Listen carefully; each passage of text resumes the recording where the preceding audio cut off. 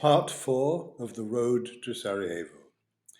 What I didn't realize when I got back to London was that it would be through dance I would become even more involved in the conflict.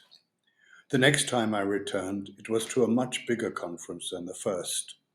Many of those attending, mostly women, had lost loved ones or been displaced during the war.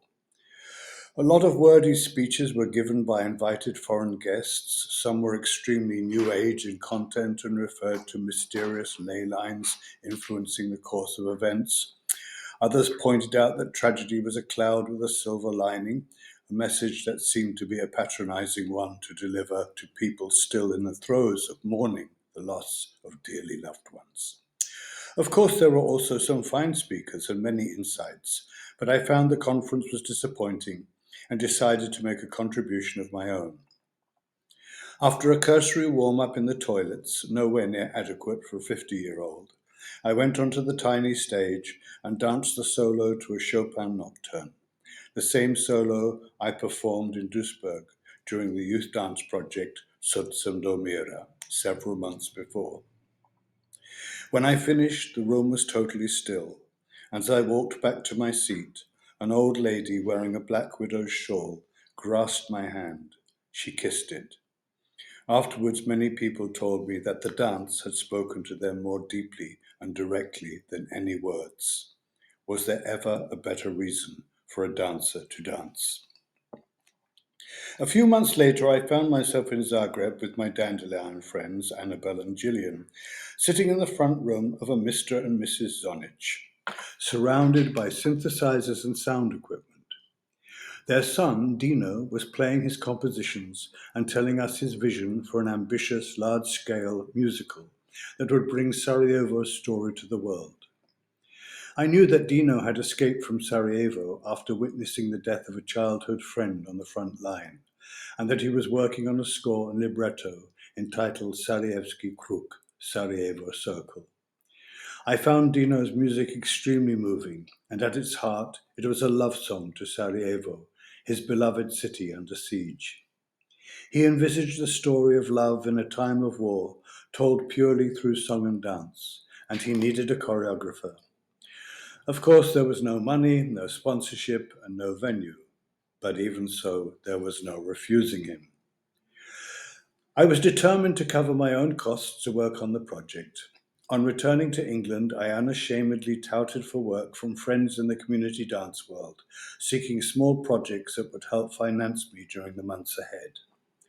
The Paul Hamlin Foundation gave a generous donation to cover the cost of my frequent van journeys to and from Zagreb for rehearsals.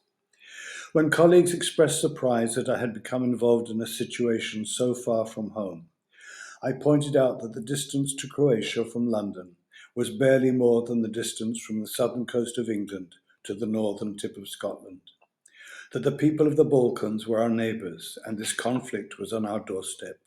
I didn't consider it such a remarkable thing. Meanwhile, Dino assembled 24 singers, one dancer and a dramaturge, a mixed group of Bosnians and Croatians who were willing to be part of this exciting and demanding but financially precarious project. Our motley band of performers included opera, ballad, and rock singers, along with Carlo, the country and western Croatian cowboy, who became my close friend and mentor. Although all were accomplished performers, with only one dancer among them, I would have to develop choreography suitable for non-dancers. Dino's story began in a city waking to the sounds of war, with people emerging from underground shelters to dance defiantly beneath the hail of rockets. The score included songs of conflict and songs of love, love for friends, and for the hurting roofs and buildings of their besieged city. The musical, with its pulsing beats and soaring rock arias, ended in a deeply moving, somber prayer for peace.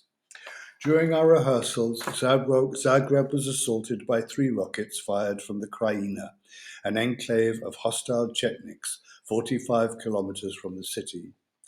With horrifying accuracy, they honed in on their targets: a busy market square, an underground bunker full of school children, and a third target that threw my friends in the UK into a panic: when it was reported on the BBC Evening News. At the same time as our rehearsals were taking place in the suburbs, an international ballet convention was being held at the State Theatre in the city centre. The third rocket had smashed through the main ballet studio window, spraying shrapnel over the assembled delegates. Many dancers received minor injuries, but one of the leading ballerinas of the national company was severely injured. Her dancing career ended. And a second seriously injured victim was an English choreographer whom I did not know personally. Throughout the night and next morning, I received many calls from anxious friends, worried as news reports had referred to a British choreographer in Zagreb without giving a name. In fact, when we heard air raid sirens, the Bosnians among us suggested going out for a cup of coffee. In Sarajevo, this had been their response to the all too familiar assaults on their city. If a rocket had your name on it, they said, it would find you wherever you were. While some of the cast made for the basement of our building, I decided to join the others at a nearby cafe, where the cowering owner, tempted no doubt by calls for so many beers in a time of economic downturn, came out of hiding to serve us. Our financial picture remained bleak. There was a moment of hope when our talented but erratic and highly emotional composer, Dino, rushed into the rehearsal room and excitedly announced, "Ljudi, people, we have sponsorship." He had been invited to approach an Italian bakery for support and was off to meet the owners. We continued rehearsing, enlivened by this change of fortune, until Dino reappeared and called us outside. We helped to offload his van full of panna cotta Italian cakes, the only sponsorship we had had to date, and we ate it all. This is where I will stop for the moment.